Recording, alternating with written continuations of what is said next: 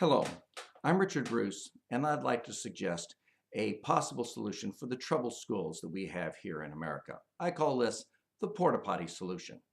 First of all, let me say I work for the Davis Public Schools, and this has nothing to do with the Davis Public Schools because they aren't troubled. They are, in fact, elite. But we do have problems in our troubled schools.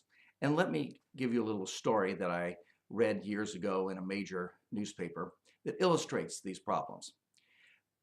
Troubled School wanted to hold an awards assembly.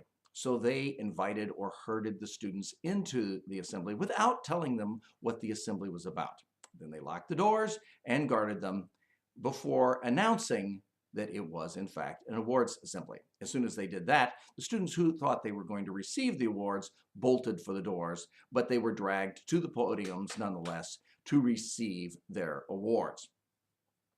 It is generally assumed that after the assembly, some members of the student body, the thugs, probably meted out their own form of recognition to the hardworking students.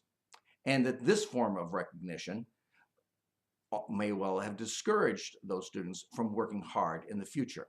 Now, since we want students to work hard, that is, after all, crucial to education, that students study, then we may want to figure out a way of preventing the thugs from discouraging the students who wish to work hard.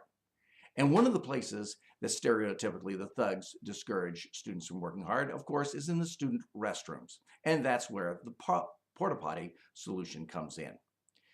You see, we could get a porta-potty and stick it out at the edge of campus.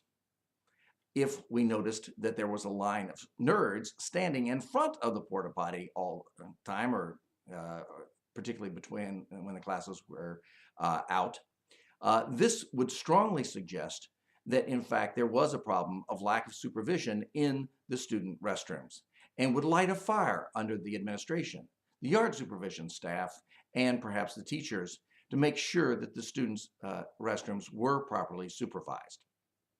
Now, this solution is so incredibly cheap that the experiment could be conducted even by a single individual, by perhaps offering to the school system to rent this porta-potty for a week or so. And if they refuse, perhaps even going to the newspaper and talking to the newspapers about the offer. And this might, as it were, embarrass them into accepting the experiment. Maybe more realistically, a PTA committee could do this. Now, since it is an experiment, if it works, then, of course, it could be used elsewhere and more permanently. Success is permanent and universal. Failure is temporary and local. So it strikes me as something that is definitely worth trying. Thank you.